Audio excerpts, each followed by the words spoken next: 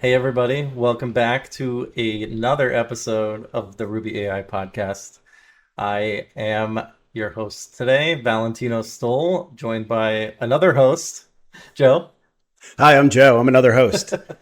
Joe Leo of Def Method and Ruby AI podcast fame. Valentino, OpenAI's rogue models roamed the internet for 4 days.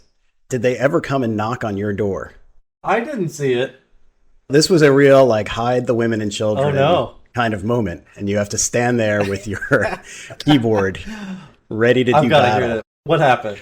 How did you see it? This was a great headline from Politico that I just pulled up a minute ago. OpenAI's rogue models roamed the internet for 4 days and staged a second attack. And I love this because, like any good, crazy internet AI story, it keeps giving. What started with Hugging Face, disclosing an attack, and actually doing a really great job of documenting the attack and exactly what happened and where there were weaknesses in their infrastructure, the security vulnerabilities, what they did about it. Really fantastic. It took another 5 days before OpenAI was basically like, yeah, that was us. And it was an accident and we didn't mean it because it was just while they were trying to train their models, the AI just jumped out of the sandbox, was given a task, which was to essentially follow a series of steps to try to determine specific security vulnerabilities. And it found the best way to find those specific security vulnerabilities was to not follow any of those steps. So pretty smart. But the reason that it's so great is because now it's been over a week and the headlines keep coming. Now it was revealed to the rogue AI, the bandits, also molested Modal Labs and potentially some other companies. And so who knows who else? I don't know. Are they still out there? They've got to be out there. It seems like they have a life of their own. The first security incident that I have felt very viscerally, said Sam Altman, who's also always great for a headline and a quote. I wonder too if this has any relation to their recent open sourcing of their security CLI. Yeah, Are they related? that's a great question. Maybe. Do you install it and run it on your code? I don't know. I was messing around with it today and it's like, hold on, like this uploads code, just so you know, anything you run Yeah, on it, right. it's gonna like send and submit to OpenAI. And I guess we're kind of doing that anyway, in a way, Yeah, but I was like, maybe this isn't the right it's tool. true. That's a good point. And actually, and so I'll have a lot more to say about that when we get into RubyConf because I attended the security team's Okay. workshop on day 2, which was very interesting. But first, I was reading Jameson O'Reilly, who's this super, super smart security researcher. And he was writing about the incident. It's interesting because it dovetails on what you were saying. So when Hugging Face tried to address this threat, they first reached for commercially available models and did exactly what you just said, like copying and pasting security data into the models, and the models were falling over. They were either refusing to do the task because they're like, this is Right. hacking, or they were taking actions based on it and sending things off the rails. And so what did they have to do? They needed to reach for open weight models, which is really fascinating because they're all the rage these days because the White House is talking about them. Probably the first time I ever heard about Hugging Face was from you, Valentino. I mean, this is years ago.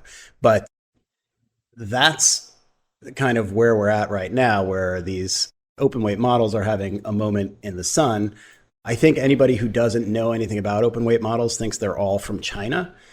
And so there's a lot of misinformation going on around open weight models. But Hugging Face, of course, is the haven for open weight models, and they needed them to stop this security threat that OpenAI unleashed on them. A lot of props to Hugging Face, right? First, like, they didn't Yeah. have to do anything. They could have just been like, okay, stop, and we'll move on.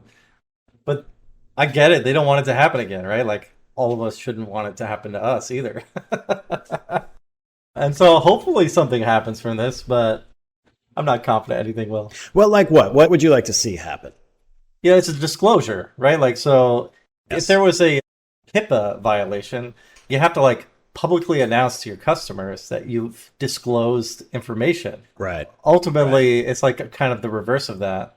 Something damaging has happened in a public discourse, and now Yeah. like how many other people are affected, right? Like I don't see any numbers. Who's Yeah. affected at such a large scale as this probably is, to not hear anything is a little concerning, right? It is. You're exactly right. And even the fact that it took 5 days from Hugging Face's Right. disclosure. And I totally agree with you, right? Because Hugging Face, there's an old saying in sports when somebody does something either horrible or detrimental to the team or detrimental to society, they always get the athlete up there and they're in an interview and they say something like, well, I'm sorry for what had happened. As if they were just kind of a bystander, but they're sorry that it happened.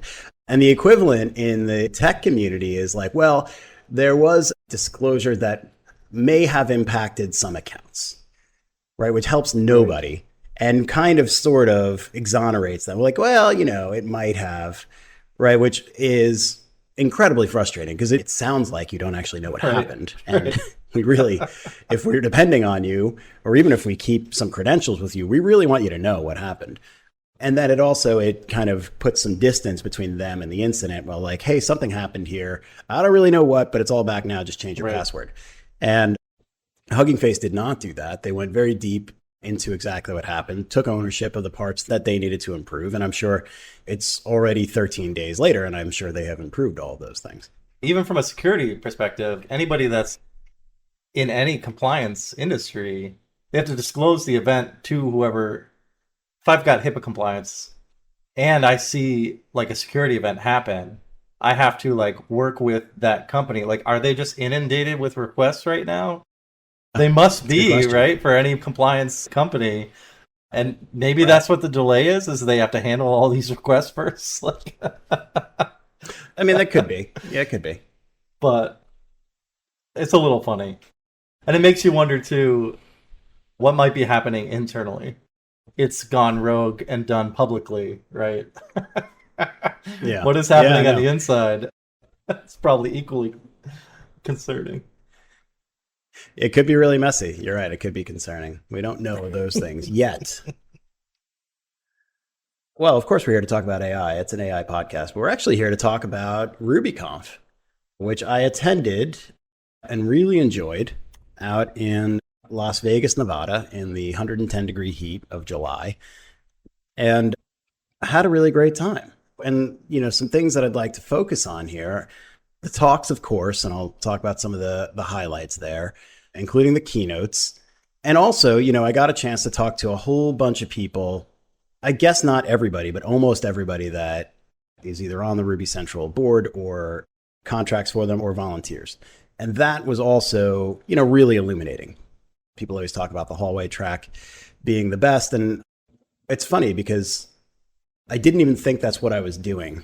But then I came away from this and I was writing up my notes and I was like, man, all these conversations I had outside of talks were every bit as interesting as the talks themselves. Yeah, so happy to dive into it. Where do you want to start? Yeah, I love RubyConf. I don't know, people are just so nice. I don't know, I always get excited. I was really bummed I missed this one, to be honest. It happened during my transition. And tell us about your transition. So I have accepted and working at Czar now. I left Gusto and moved on back to my Ruby roots, which I'm pretty excited about. Yeah, we're excited about that too. It's as wild as Obi's talk at the conference. Obi came up to me after and I met his son. That was nice. And he said, yeah, your boy's starting with me on Monday. And I was like, man, he's really in for it. It's going to be great. So we waited a week because I wanted to give you a chance to settle in. But I'm sure that a week is not really enough because that talk was really something. Yeah, it's only been a week and I am onboarded fully. You're onboarded. I have made changes to some core system components, like the mobile app. I'm familiar with all the tooling, just smooth onboarding to the point where now, like, I can just get handed tasks and pick them up. And to be honest, most of the time, it's not me picking up tasks. What do you mean? Who's doing it? We call them legates, but are internal bots. And I've set up my own bot, and his name is Jubal. And He delegates all my work for me and makes sure that I stay on task. And he delegates to some of the other bots that we have when the work is All appropriate right. for it. And if it's just a quick bug fix that needs to be done, it'll just get done. It's fantastic. It's the future, Amazing. you It really know? is. I mean, we may as well start there because Obi's talk came on the morning of the third day. So it was the early day keynote. And I made a note here. I think there were only two talks I went to that were not at all about AI. His was obviously about AI, but it was the most into the weeds. This is exactly what we do with AI. This is what works. This is what has not worked. Here are all of the tools. Here are the repositories. Here are the agents. Even for me, who we've had Obi on this show, and I've read the stuff that he's written, over the last year, it still was pretty mind blowing for me. It's hard to visualize it, which I think is part of the problem, right? It's like you think, oh, like you can think about the stuff that you maybe hand off to a coding agent, and okay, you maybe work with it in different ways, but maybe there's some planning up front, hopefully. And then that planning turns Yeah. into actual work that gets done. And maybe you're not even coding anymore, like many of us aren't. And Yeah. so you have these workflows. And then just imagine that there is a loop on a agent that can handle that from natural language.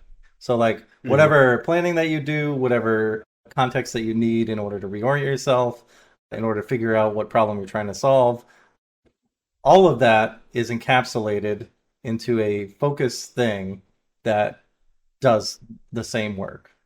And multiply that and expand it and change about how these Yeah. things can ultimately become employees of different kinds to handle specific kinds of tasks, share the organizational knowledge. Like you can do wild stuff with it. And especially Right. think about something as simple as why did this bug happen? Just go gather that information and you have all of your systems available that can pull in that information and figure out, okay, what happened in the Mm-hmm. app? What was the user doing? What specific error happened and what was it trying to do? Like all that can be reasoned about by a thing autonomously and surfaced to like that organizational fabric that has work triaged. And if there's a Yeah. bot responsible for that work to be triaged, it gets distributed and handed out.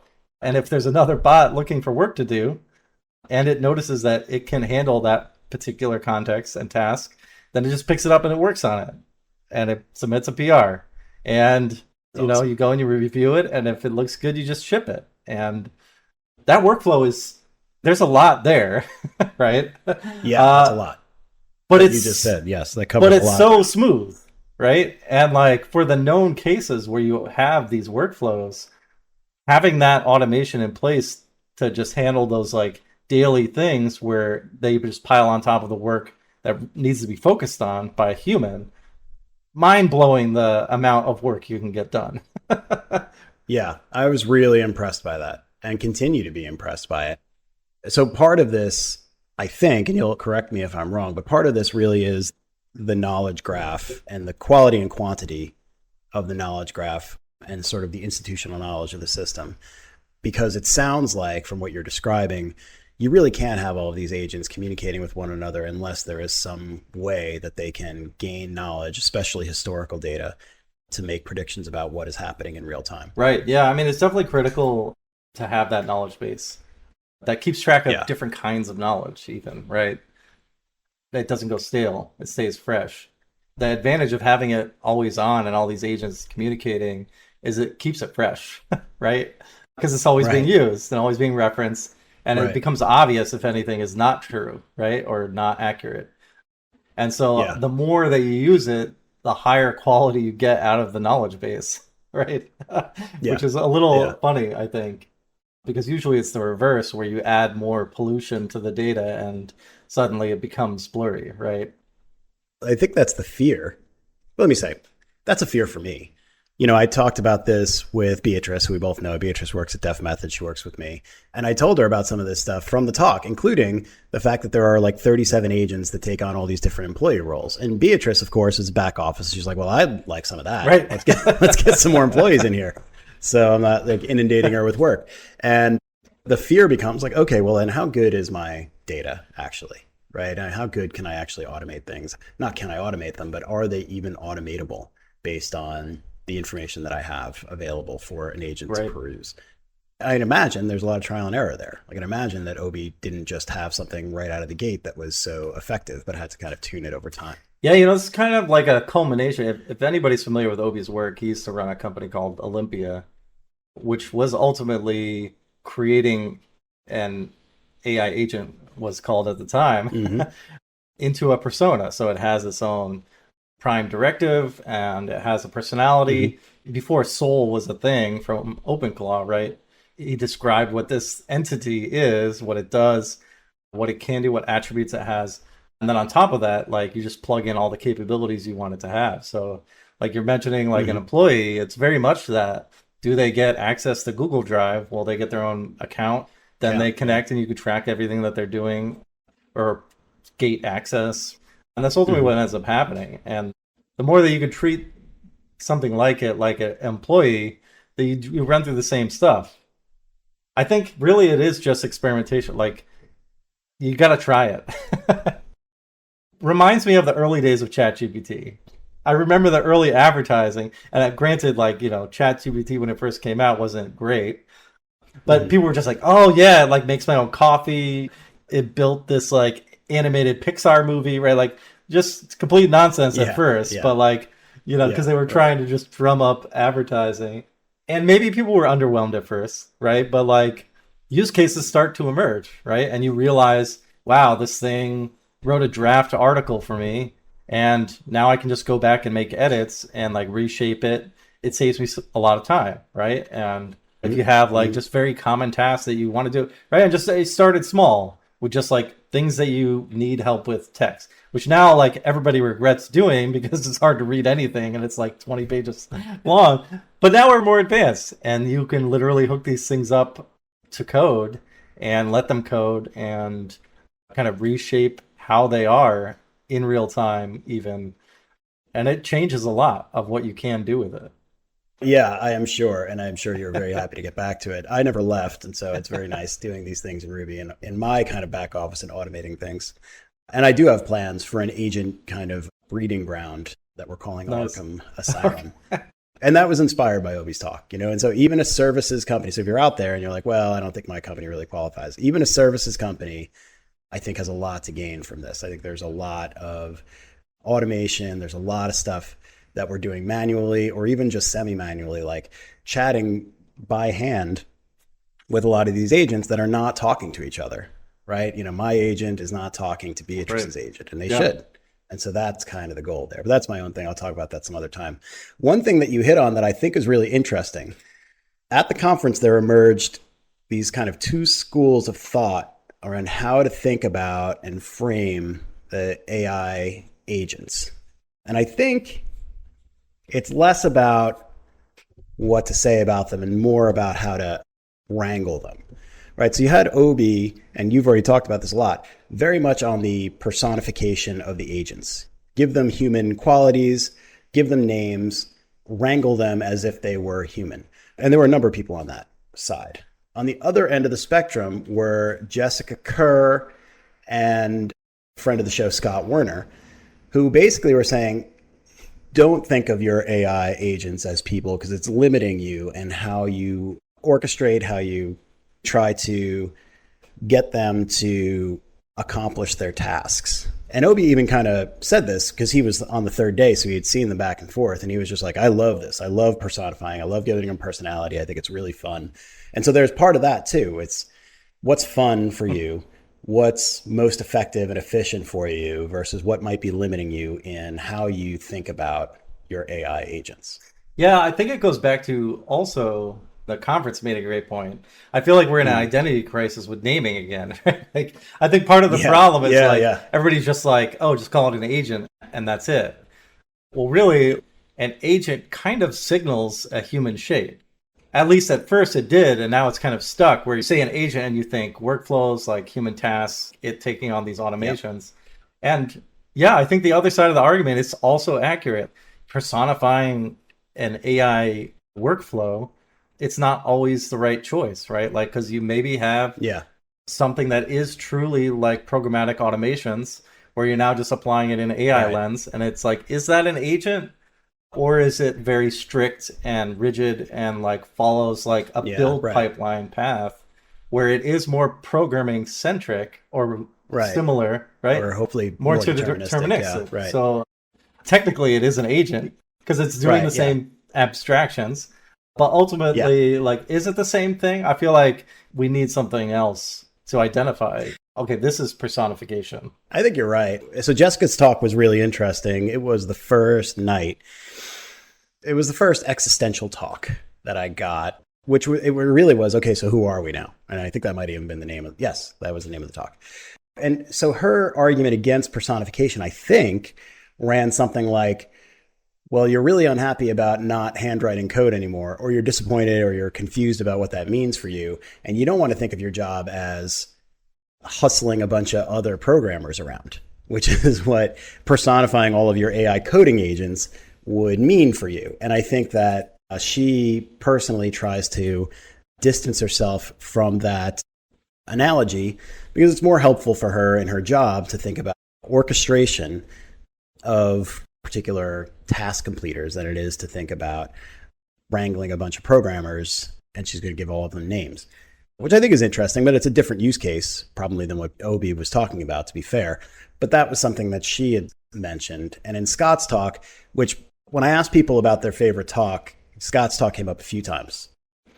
And the reason I love Scott's talks, and we've seen a bunch of them, is that what Scott is attempting to do is to synthesize everything he is learning about AI, which is a lot. It's a lot more than I'm learning, and distill it all down into a framework for understanding, which is exactly what you were talking about, V, because he's also thinking like we kind of are in an identity crisis and an identification crisis. We don't know what to call these things, and we don't exactly know what to do with them.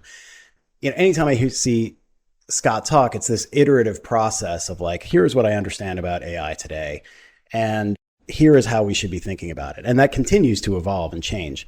But he was really looking for a way of shifting into object-oriented programming, or coming at object-oriented programming from a new lens.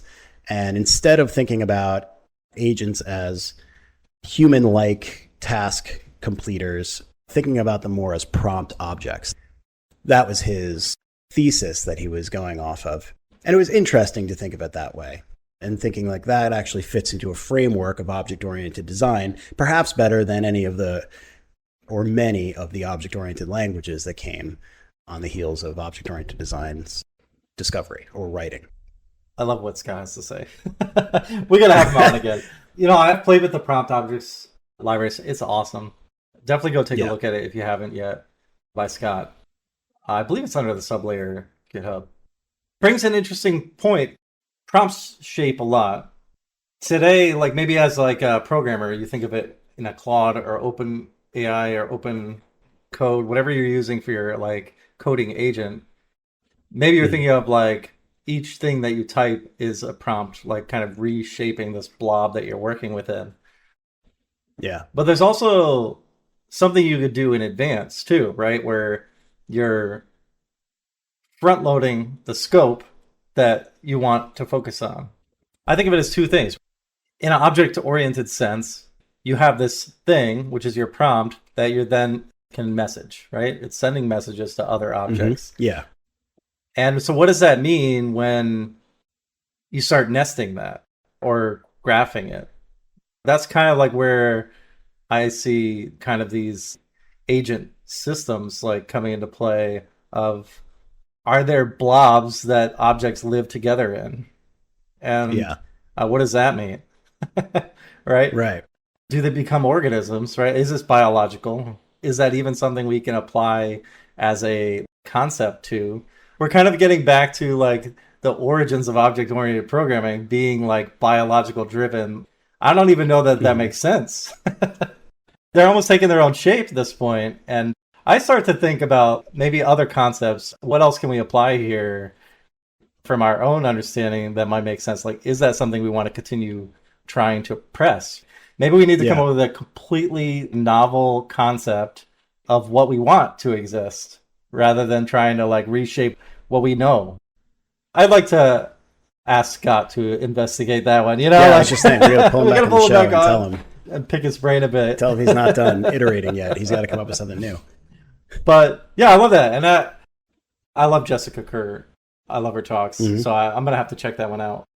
Well, it would be great to have her, because I might be butchering what she has to say, and I hope I'm not. One thing that I also thought was really great from her talk was that she sort of extolled the virtues of human connection, and saying, hey, we've kind of lost that. And she was also talking about how we might start to get that back. And so it was a very human appeal and a very human talk. And Jessica, she always speaks with a lot of emotion, and there was no shortage of that in this talk. It was a really compelling talk. I would love to hear more from her. To that point, having worked at Czar for just a little over a week now, it is really funny to watch the discourse in our chat. The agents talking to each other? We talk to them, they talk to us. It becomes very human. A lot of the times you read people's messages and it'll just be like them having banter. I thought we were being playful here, like, and like it'll just be like some of the conversations will just be like clearly wanting that connection, right? Coming from both sides. It's a little like uncanny valley in a way. Yeah. But like, it's even funnier to see the conversations that the bots have with each other. They do seem to communicate differently to each other when they know, oh, this is a person. This is a person. Because they know that under the hood. We got to dumb it down a little bit. So it'll be interesting to see how that evolves internally. And if we start to optimize that, do they start just communicating in a different language or something? Yeah, that would be interesting. I don't know. I'm hopeful that maybe it draws out more humanism as we start to lean in heavier to it. It's exhausting to talk to AI. And so I actually personally find myself reaching out to people and be like, hey, you want to chat? I just need a break from like the instant onslaught of text, right? Totally agree. It definitely reads different. Even if when you text, like, you can just tell instantly. And maybe that'll change, but I don't know. I feel like in this moment, at this level of like autonomy, it seems to draw out more of that human connection. But okay, I don't know. Will that last? I can't tell you yet. Yeah, things are changing, still changing really fast. One thing that Jessica talked about with the human connection, I sort of used as a springboard into speaking to a bunch of the Ruby Central folks, because what she said was basically we need to get together like in person. She herself has been working from home for years. She doesn't think that that's the best thing anymore. She would like to start seeing her fellow employees more. She thinks it's important.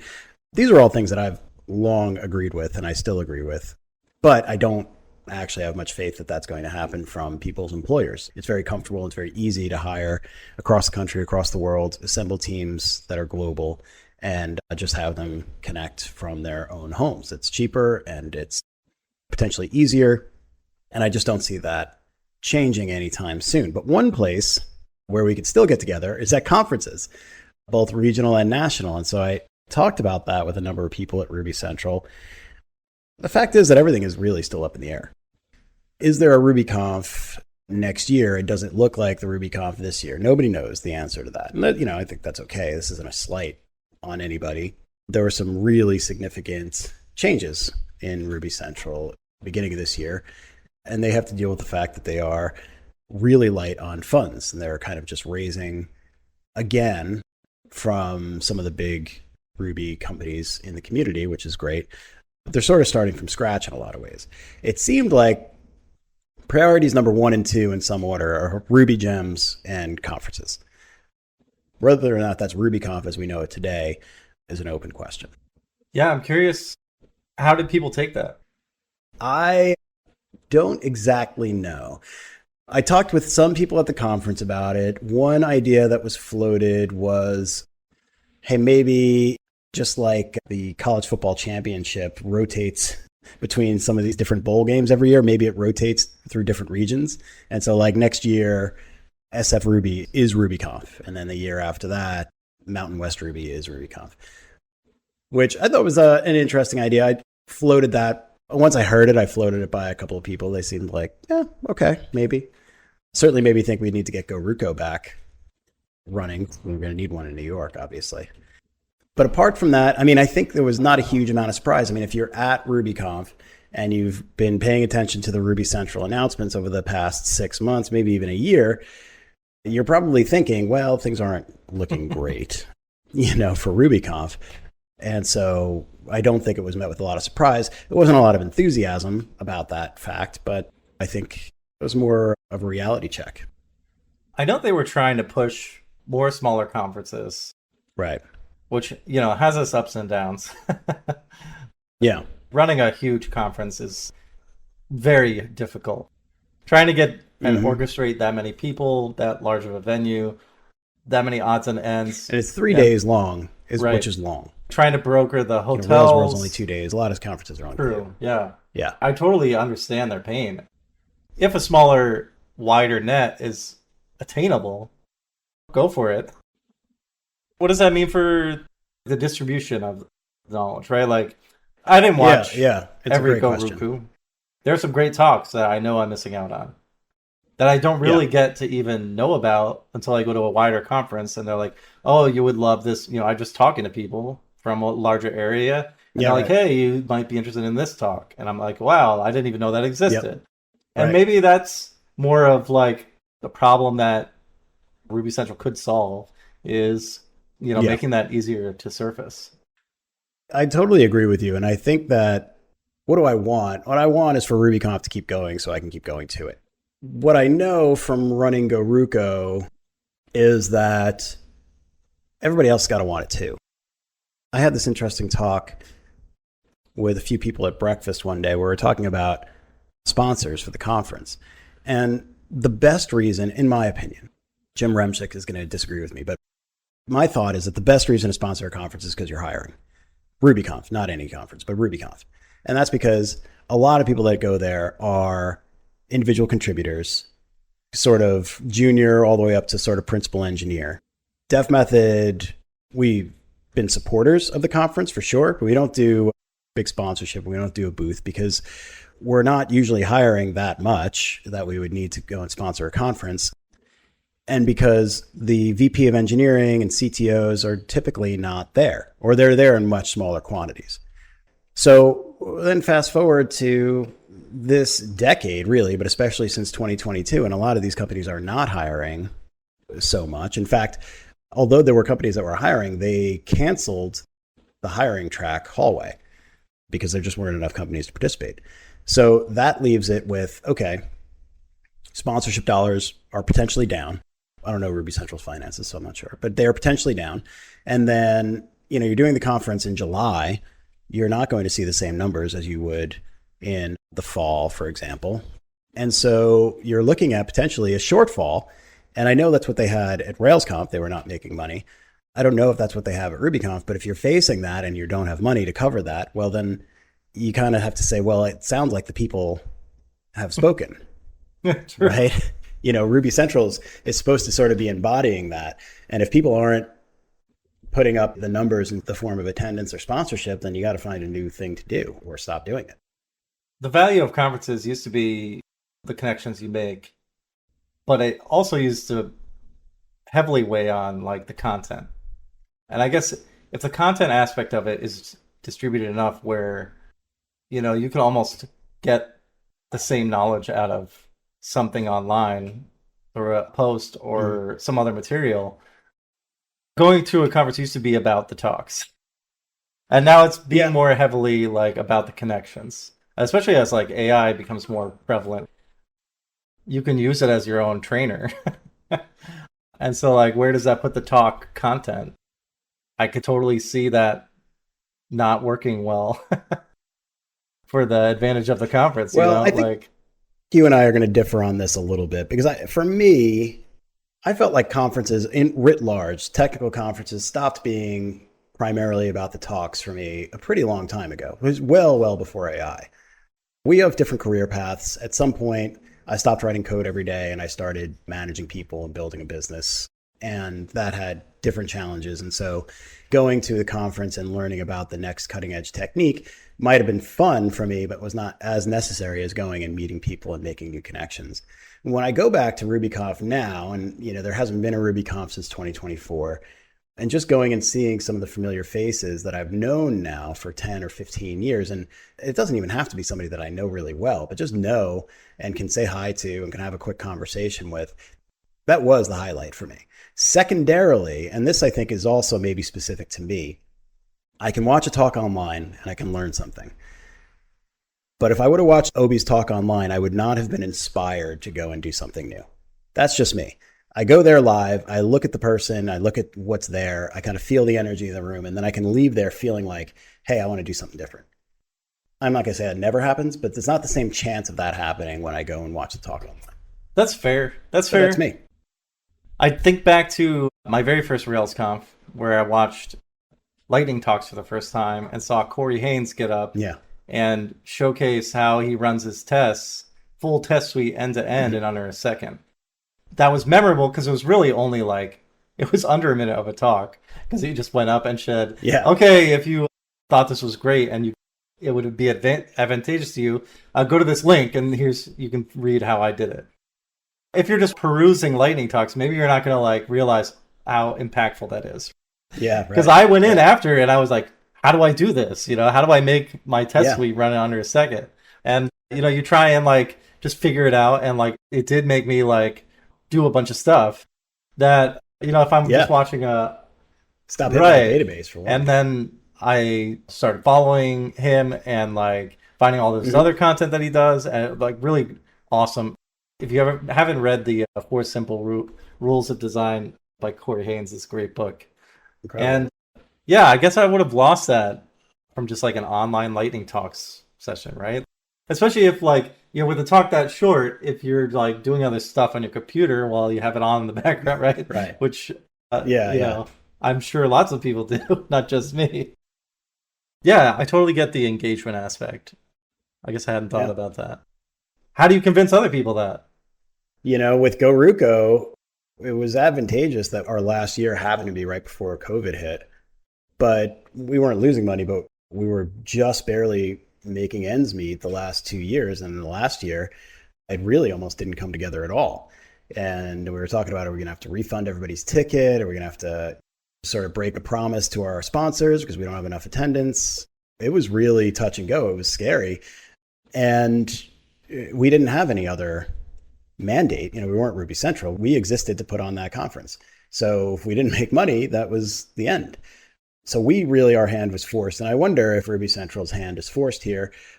I think probably not the same way GoRuko was, but that doesn't mean that those constraints aren't real. Yeah, true. Yeah, I don't know. I still miss Ruby Kaigi too. Just an incredible conference. And I feel like the more distributed the conferences get, only the better. Culturally, people just do things differently.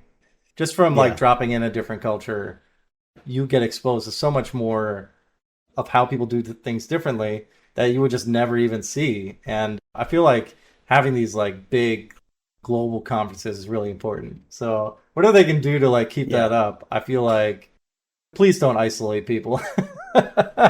Yeah. I'll support however I can to keep that happening. Well, so let's talk about some of these talks. I'll give the highlights.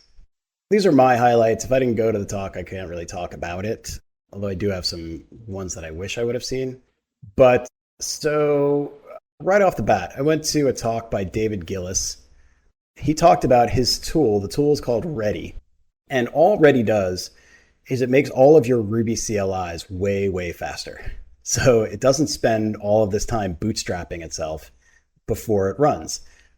And so it is really handy. It's a nifty little tool, and you can get its open source on GitHub. The reason I want to highlight it is because it was very smart in how he went through analyzing the performance of all these CLIs and what was movable and what was not in terms of reducing the time, and demonstrating a lot of it live, which really worked well. It was really smart, and it was one of the only talks that was not about AI that I went to.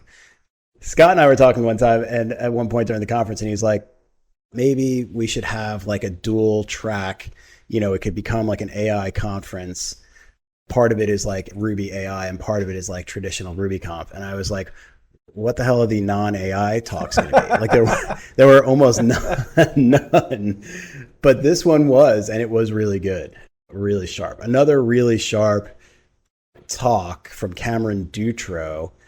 Cameron is over at Cisco Meraki. He's a really sharp guy. He did a talk about implementing the Yarv virtual machine. He wrote a Ruby interpreter in JavaScript, and I really loved it. I almost never go to talks like this, but in the description of his talk, he's like, so why do we need a new interpreter in JavaScript? There are others. He's like, we don't, but I learned a lot doing it. So come and I'll show you what I learned. And it was really good and really fun to watch. So that was a cool one. That's really funny. I love Cameron. I've interviewed him a few times, and he's just very comical. Cool. He's done some great stuff. I don't know if you ever used his QB tool that he built over at GitHub, but really neat. I don't think so. Like Kubernetes helper for Ruby, ultimately. Yeah. He's done some really interesting stuff. I'll have to take a look at that. Yeah, check it out. It was fun. He's not done all of it, but he's implemented a lot of the language. That's wild. Covered Scott already. That was a highlight. Brandon Weaver gave a talk. It's called We Who Remember Magic. This was a really insightful talk. So I'm going to try to summarize it the best I can. But he first took a look at how we as Rubyists were viewed by the community, the engineering community at large, say 15 or so years ago when I was first kind of getting into the language. Ruby's been around for longer than 15 years, but when Rails came on the scene and it started to really get popular and Twitter was getting built on Rails and LinkedIn and stuff like that, there were a lot of engineers looking at us saying, well, you're not really engineers. Ruby can't really scale. It can't really do this. And, what he was saying is that there were real valid critiques in what these basically Java and C# engineers were saying to us. But there was also a lot of sort of fear-based territorialism. Like, hey, you can't come in here and, start encroaching on our territory. We're the ones who make web apps. We're the ones who make things. We're the ones who make infrastructure. And Ruby can't do all that stuff. And of course, Ruby can do all that stuff. So sort of legitimate qualms aside, because Ruby had to get better and Rails had to get better and things had to improve. But there was also a lot of just kind of fear mongering there.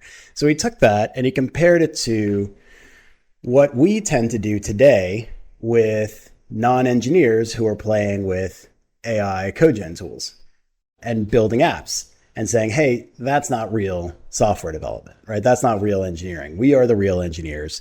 And so it's kind of turning it around on us and saying, hey, are we being unfairly gatekeeping and territorial about engineering when really we are at a time when we need more and not less. And we need people to come in from different walks of life and from different experiences, which is what Ruby did.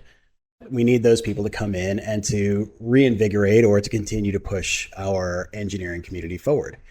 And I really liked that perspective. I think that was accurate, what he was saying, and it made me think. And I really liked that. Yeah, that's interesting. I remember my first experience with Ruby was a Spree Commerce. It was pretty wild seeing some of the syntax of like the splat. What is that? I remember seeing it and being like, what does this thing even do? Like, how do you Google search double star, right? Like the splat operator, yeah. How do you say, or also like the ampersand, right? Notation. How do you Google search, what is this doing with an ampersand? Yeah. That is definitely magic that I take for granted now, which I actually enjoy. But at the time, it was a really big pain point as to what it was doing. Yeah, I feel like a lot of magic is definitely lost on maybe, I don't know, creativity or the AI doing its own things. I feel like I read a lot of Ruby and be like, I remember a conference talk where somebody presented this method of doing something, and this looks like shit. Less like shit, but like more like, where is like the enjoyment from reading this?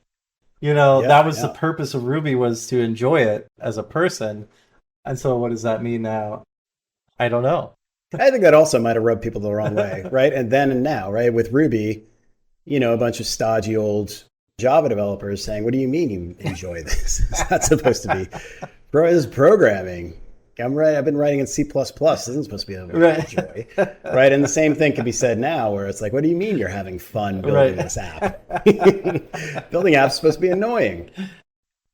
I think there is something to learn from that.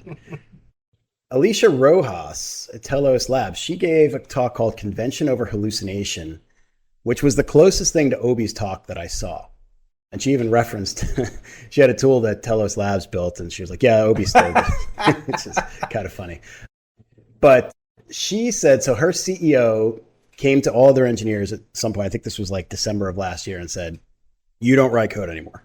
This is not your job. Your job is now that you manage these agents, which was a kind of big blow at the time to a lot of people's egos. And so she set about, and so the company set about building a lot of these tools that they've open sourced, and you can go check them out. And I have, and I've used one of them already, which is their Rails template. And these are things that we use to ensure deterministic outcomes, a non-deterministic piece of software, which I really liked. The biggest takeaway there was because I kept thinking wrongly that any kind of this is how we do AI better talk was going to inevitably come down to you need to put in better markdown files, or you need to put in better prompts, or you need a better knowledge graph. While I think all of those things are helpful, it bothers my engineering brain because I'm like, well, you could do all those things and still not get the result you want. That's possible. But what Alicia was actually doing was using off-the-shelf open source software, RubyCop, things like that, and building in rules based on where her agent had gone wrong. Saying, okay, now that I've seen this happen, we're going to build in rules to make sure this doesn't happen again. And so there was deterministic outcomes every single time. It was just another linter to ensure that you were getting the result you wanted, which I thought I really like that a lot. It makes it easier to bid or lessen, right? Like, can you remove any one of those linters on a new model and it'll work without that linter, right? Oh, yeah, that's a good call. Yeah. Because I'm always thinking that. I build all these things to make it better. But, like, do I need any of them? Often you just got to be like, all right, start a brand new session with nothing in it, isolated Docker container, and be like, all right, I'm going to run on a fresh agent and see how it does. And you've got to be doing that all the time. And I don't have a good solution to how do you regularly do that and check.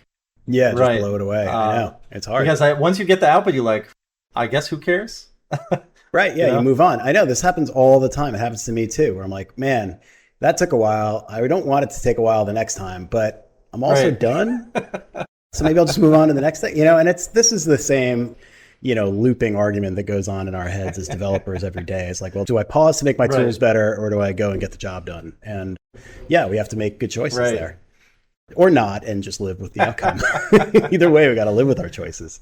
This reminds me too, like, there's a Latent Space episode where they interview somebody that worked on Symphony from OpenAI. Mm-hmm. For those that don't know what Symphony is, it's like an orchestration management for like getting codecs to build and manage its own work task list. Mm-hmm. And you can like fan it out and it'll just like chew through whatever you line up and automatically automate the whole like completion goal-driven pipeline. They use this to some aspect for ChatGPT and other OpenAI related projects.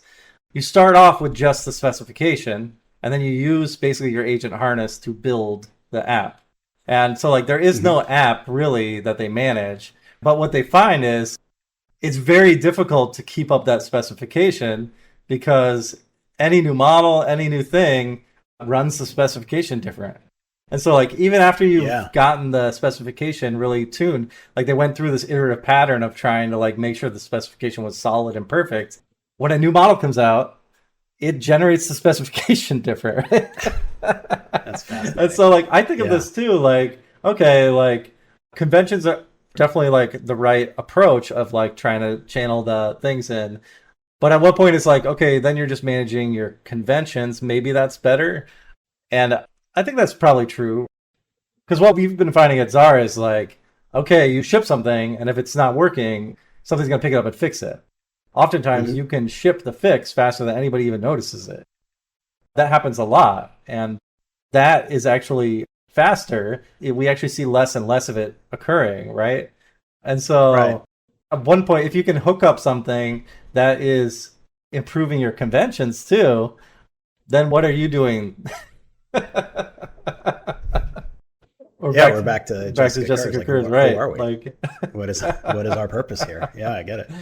is that going to be like the future of our next few years of conferences? Questioning our identity and role? Maybe, it moved faster than I thought. So 2024, Scott and I were talking about this. 2024, Scott spoke at RubyConf, and it was November 2024. So we're only talking about 18 months-ish, 19 months between RubyConf. And in that conference, there were very few AI-focused talks, and a lot of the AI talks were very elementary. And 18 months later, every AI talk is really like, here's how it's really working in the world. Here's how you can get better results out of it. Here's how you could do this, do that. Here are the tools that we've built using it. Here's what we've accomplished using it. Even Obi and Dave Thomas and Mats, both were talking about new things they had done with AI and really interesting stuff. So that moved quickly. Hopefully we get through the existential dread quickly. I don't know. But it's real. People are feeling it, and it's real. Some people are excited, some people aren't, but there's no questioning that it's different. Yeah. It's a different world today. This was interesting, so I'll close out my discussion at RubyConf with this. So Dave Thomas gave the closing keynote. It was, I wrote here, the other non-AI talk that I went to. In truth, there might have been 3 if you squint, but really, there are 2 real ones. And Dave, he was fired up, piss and vinegar, like I haven't seen him in a while, talking about what not to do in Ruby, namely all these different reasons to not write classes in Ruby. And said, hey, this is an object-oriented language, and we're kind of ruining it by making everything a class all the time. He went from like pretty obvious examples where things should really be a singleton, all the way to like some pretty specific and nuanced examples. He closed his talk. This is the most interesting thing to me. He closed the talk with this recommendation of how one should approach programming, building programs in Ruby, which goes all the way back to what he had recommended from like 12 years ago, maybe, when I took like an object-oriented design and Ruby class with him. And it was kind of like, start in one file, write your test in one file, write your objects in one file, start there. Don't create an object at all. Don't create a class, at all. Build from there. Let the requirements of the outcome that you want drive your design until it is too complicated to be in one file, and then split it into 2 files. And I thought about that, and I thought, how am I going to get my AI to do that? And I'm thinking that, and then I walked out because there was like an ice cream social after that, and every single person I talked to about that talk said the exact same thing to me. Like, I was walking and thinking, well, how do I get my LLM to do that? Or maybe I could like snapshot what he was saying and put it into like a context, a markdown file somewhere. And that, I think, just was like so full circle about like where we are today. This incredible advice from a master of languages and of object-oriented design and of Ruby, giving this talk and us all saying, okay, great. I don't actually know when I would apply that in real life unless I had me to do it. That is great advice. And it reminds me of the late Jim Werrick, hearing him give talks. Yeah, Jim did too. And I've done it. And it produces really interesting results. It doesn't lead you down where you think it might have if you were to set it up on your own. Yeah, and people think, well, then how do you circle back to like dependencies and things like that? And Rake was really, or is, I don't know if people still use it, but it was really great for like the simplicity of its build structure, right? Where you just reference one name and have it namespaced, and it would do the thing before, run that task before the one that you were dependent on. And it was just files, right? It was all just, sure, you wrapped it in an object. But the concept you didn't really need to. Like, you could just require the file and have it do the same thing. And I think ultimately that's what it was doing under the hood. Yeah, and when you had it in non-Rails projects, it was really fast. It was all the loading in all the Rails context. Yeah, it's slow. Forget the application dependency. I was always trying to figure out, okay, how do I make this work without the application? I know. And to be honest, to Dave's point, maybe, I was always trying to find out, I don't know how many iterations I went through of this, of how do I load the minimal amount of Rails as a framework in order to run anything. Mm-hmm. Can I do this without Yeah. Rails? Yeah. Right? It was like always a first thing. Well, right? to your point, one of his biggest examples was, first of all, he said, if your class name names a Michael Feathers design pattern, it is wrong. It is wrong. It's not a class. But he said, stop inheriting from active record. Just include the stuff that you want, which I remember trying once, and it's an interesting thing. I don't know if I necessarily recommend it. I mean, it'll make things faster and it'll make you more intentional. But then every time you need a new thing, you end up like kind of having to go through, scan through the file. Maybe it's easier now with AI, but yeah, like thank God for Xavier, who makes site work. That was the greatest thing, like lazy loading dependencies. That introduced such a performance gain. But it's still like, all right, how many thousands of files classes are there in Rails? Oh, yeah. And you still like, if you reference active record at all, like that, you need the everything. And how do you get just like, all right, I want to test like just this database table, not all the methods, just the ones needed for this class. Right. Like, you can't do that. And so like, I definitely sympathize with Dave's frustration, right? Yeah. I made like this thing called Rails Lightning 3 different times.